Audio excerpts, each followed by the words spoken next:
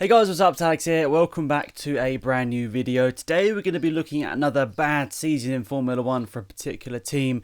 And today it's Ferrari in 2005. So going into 2005, Ferrari were the team to beat. They'd won every single Constructors' Championship since 1999, 6 on the trot. And with Michael Schumacher, they'd won every single Drivers' Championship since 2000. That's 5 on the trot with Michael Schumacher. So they'd won a lot of races and a lot of championships over the previous couple of seasons. But going into 2005, we all knew it was not going to be the same. 2005 was host to a selection of rule changes, including drivers having to complete a full race on one set of tyres. Engines also had to last 2 races, twice as much as the previous year. And there was also new restrictions on the front and the rear wings. Going into 2005, Michael Schumacher was now a 7 times world champion and was looking to push history in Formula 1 even further and go and get an 8th world title in the sport. The team struggled from the outset. The excuse throughout the season was the use of the Bridgestone tyres that the team ran, and only Jordan and Minardi were the only other 2 teams to drive on those Bridgestone tyres. Everyone else used the Michelin rubber through that season, meaning Ferrari didn't have much help and didn't really have much of a benchmark, you could say, of other teams to race against, and Michelin over the whole season seemed to be somewhat better. While it might have been partially true that the Bridgestone tyres weren't as good as the Michelins, it was pretty evident throughout the whole year that the Ferrari just wasn't as good. The car wasn't as good as it had been in previous years, in comparison to the competition, and just in general against the McLaren and against the Renault. In 2005, the Ferrari at least, it struggled. They really struggled to get to grips, and obviously with the slight adjustments in the rule changes, obviously having to compete a whole race on one set of tyres, it does change your mentality in going into a race, and obviously having to conserve a lot more on one set of tyres. Maybe it was down to just the car they designed. It didn't really suit the style of driving needed to sort of conserve a tyre for the whole race, but it didn't work out for Ferrari, and as we'll explain in a minute, it was one of their worst seasons at that point for a long time. As we talked about already, McLaren had a very fast car in 2005, but they were plagued with reliability issues throughout the whole season, meaning it was quite hard for Raikkonen and Montoya to battle for a championship that year. Even though we'll talk about it, Raikkonen still had a very good season. Ferrari would go on to get podiums throughout the season, 5 for Michael Schumacher, and Barrichello had 3, but in general they didn't really have the pace to battle for outright victories for the season. However, they did win one race that year, which was the infamous 2005 United States Grand Prix, where only the Bridgestone runners could race. This meant all Ferrari had to do was finish, as they were racing 2 Minardis and 2 Jordan cars, as all of the Michelin cars, including the pole sitter, which I think it was Jarno Trulli who started on pole position, even he had to go in the pit lane as well. There were talks about putting a chicane in the track to try and slow the cars down, because I think the problem was that the Bridgestone tyres were a generally harder tyre, and that meant that they could last a longer time, whilst the Michelin tyres were generally a bit of a softer tyre, meaning they could well maybe explode, or after lots of laps obviously degrade very heavily, meaning they might not be able to complete the whole race. This meant that it was a 1-2 for Ferrari that day. Michael Schumacher won the race slightly ahead of Rubens Barrichello.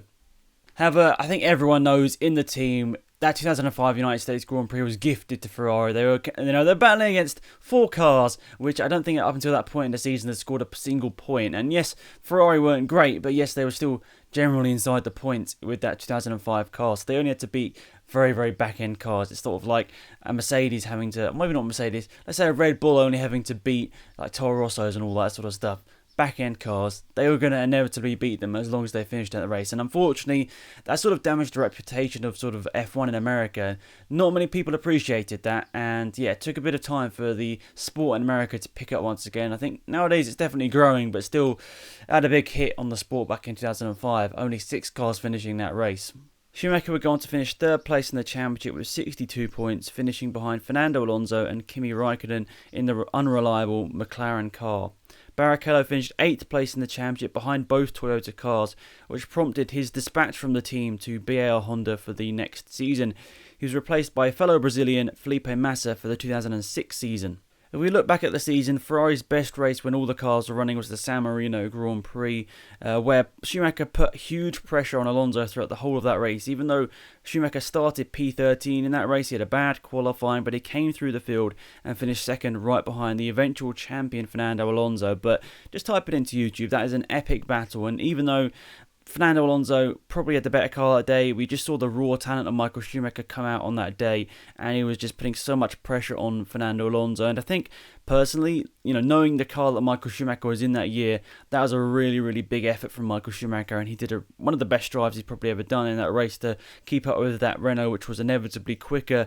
I think other people said that the Hungarian Grand Prix was another track where they did pretty well. I think, if I remember correctly, Schumacher qualified on pole position by like a second in the Hungarian Grand Prix because they put so little fuel in the car.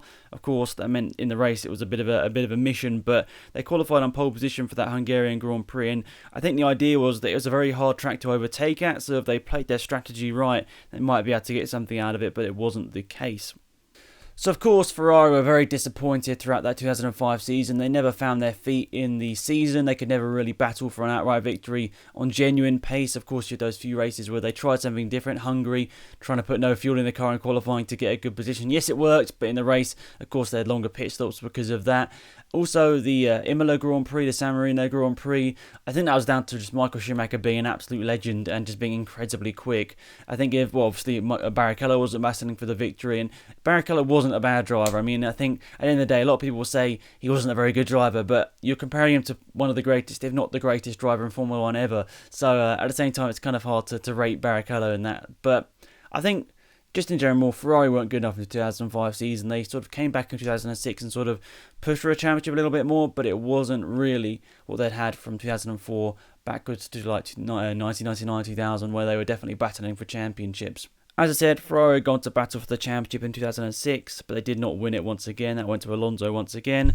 They would win the championship in 2007, however, with Kimi Raikkonen, and the constructors in 2008 with Raikkonen and Massa after the McLaren team didn't have the best of seasons in 2008 as a squad. Obviously, Hamilton won the championship, but Kovalainen wasn't very quick. They would not win a championship after that in either the drivers or the constructors. So if they win it this year, I mean, it's like over 10 years since they last won a championship. It's kind of embarrassing that it's been this long for what many people see as the greatest team in the sport to win a championship, either driver or constructors.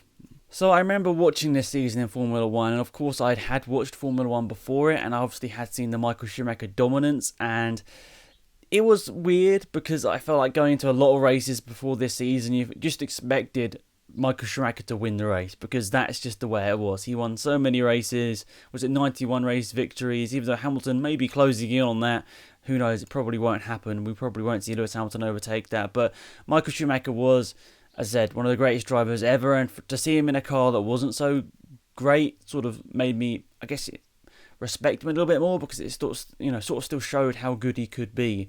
And even though the car was never really in the place to battle for victories, he at least got into the position to sometimes battle for race victories. I think that just sort of showed how good Schumacher was.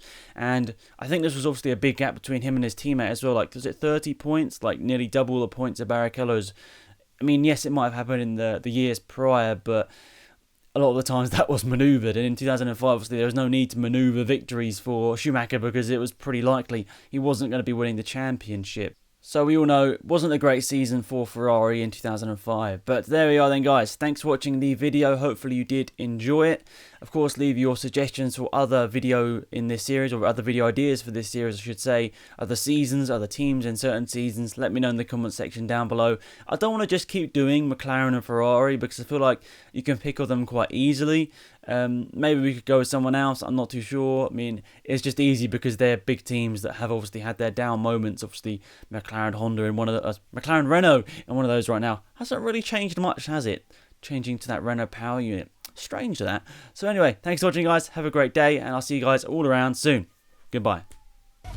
So guys, thank you for watching this video. I really appreciate it. Hopefully you did enjoy it. Of course, if you did enjoy it, please remember to like the video. I mean, it does help me out a lot. It only takes a couple of seconds, but yeah, I know it's annoying people asking, so nonetheless, I'd appreciate it. So yeah, hopefully you enjoyed this video. Just to let you know, I am on holiday for the next couple of weeks, so I'm going to play this message maybe at the end of a couple of my videos just to make sure everyone knows. But basically, I've got some videos going up. Obviously, these ones scheduled right now, and of course, I've got a couple of ideas for things to edit whilst I'm out there. But I have also got some interviews that I recorded sort of a couple of months ago, which I never really got out. So there's a chance they might end up on the channel over the next couple of weeks as well. So let me know if you enjoy them or not. I'm still sort of getting into the pattern of like understanding how to do interviews and all that sort of stuff. It takes a bit of time.